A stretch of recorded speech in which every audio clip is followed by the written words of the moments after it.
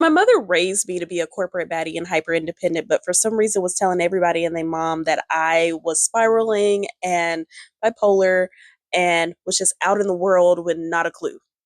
Who was literally a caregiver from 12 to 17, helping great grandparents through 3 strokes, cancer, diabetes, literally giving insulin shots every day, literally going to pick up prescriptions from the pharmacy, literally running errands and paying bills here and there, literally knew how to write an email, a nasty email, and knew how to write a check. I was so good with it. I got my first job after my first interview. That kid, that kid was going to spiral.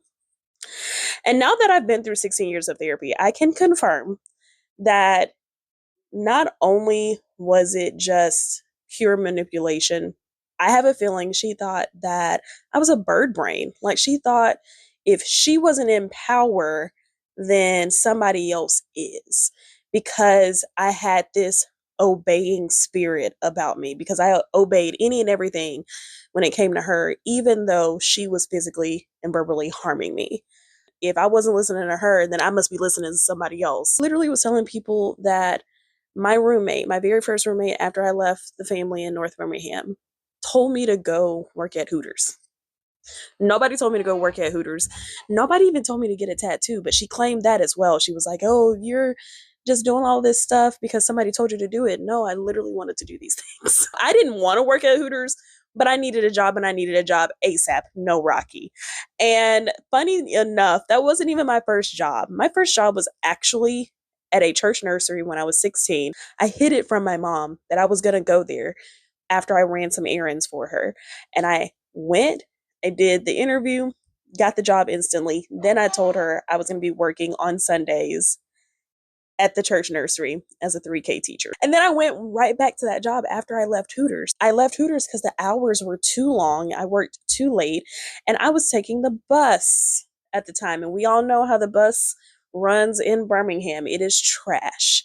After I signed my lease against my mom's wishes and threats and harassment to my landlord, oh yes, the emails are at the end, I decided to go work at Books a Million and Altered State in Brookwood Mall. If you know, you know. And I also went back to the church nursery after being gone for like a couple of years. She just wanted me home so bad and wanted me in school and wanted me to do all these things. And she just wanted so much control. She was leaving me all these voicemails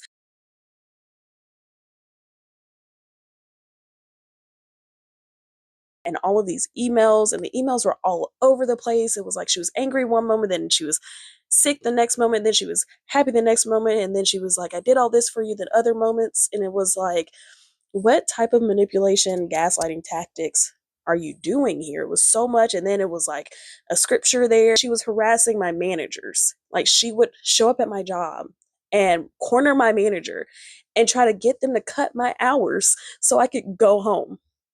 That I know she was stalking me, because how did she get my address? I never told her my address because she was harassing so many people. Somehow she managed to get my address anyway, even though I took the bus and it literally took me 2 to 3 hours to get from point A to my job.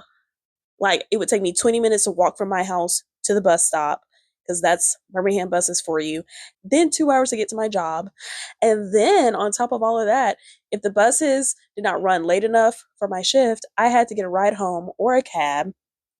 So I'm trying to figure out, like, how did you even manage to find, it's neither here nor there, guys. So after she figured out where I was living and harassed my landlord and that didn't work, she harassed my roommate, which eventually led to my roommate getting a protection order. Eventually the emails and the voicemails somewhat calmed, and I decided to go to therapy with her to work it out. I don't know why I did it, but I did it. And my husband, who was my boyfriend at the time, took me to therapy, but she loved to lie on him and say that he was the reason why things were not normal and why I was losing my mind, but he was the one taking me to therapy. Every time we went to therapy, we only went once or twice before she switched the therapist, because the therapists were telling her she had no boundaries and that we had to learn how to have a healthy mother and daughter relationship. And she had to learn that I was turning into an adult and there was nothing she could do to stop it or control it. She didn't like that. So after about 3 or 4 therapists, I kind of pieced out. I was like, I'm done with this. Like, this is ridiculous, which led to me blocking her off and on, mostly on, up until right before I got pregnant. And I oh so hoped that she had changed and things had got better.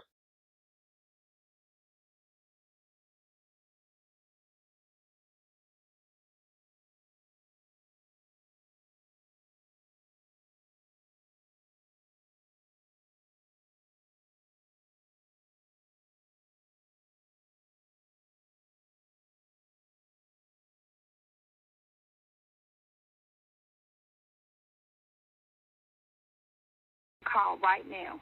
I mean, this is crazy. This is absolutely crazy. You don't get a permanent anything on your body because you're young. You don't let somebody talk you into defiling your body, which is God's temple, because you are young. You are better than this. You're not trashy. You are classy. There is a big, huge difference. Oh, sweet Jesus. I'm just not believing this. Once again, I take my dad to the doctor. We're trying to figure out how we're going to come up with money, and you're doing this? You're not out of our thoughts. You're not out of our prayers because you're not here. You're talking about making a mistake. You don't want a permanent reminder of this time in your life. When I took you to the very first counselor, he said, you're not pregnant, you don't have any tattoos, you're not having sex, then you're great. There's no need to really be worried because those are the telltale signs. Karen, do not get a tattoo. You are loved. You are wanted. We bust our asses for you. That is not for anybody to make love or to make you feel like you are unworthy or undeserving for the things that you have access to or for the things that you had been given prior to going to college. People have made investments in you. They want the best for you. A tattoo is beneath you, just like Hooters was beneath you. What are you thinking? What are you doing?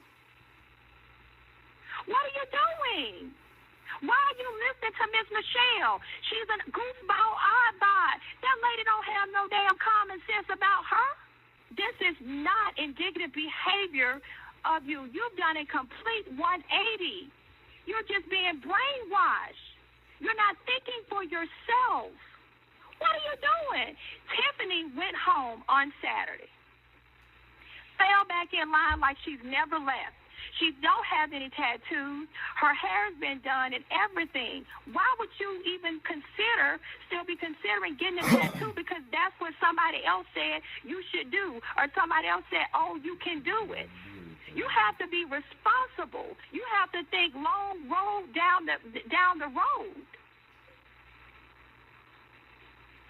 You're better than this.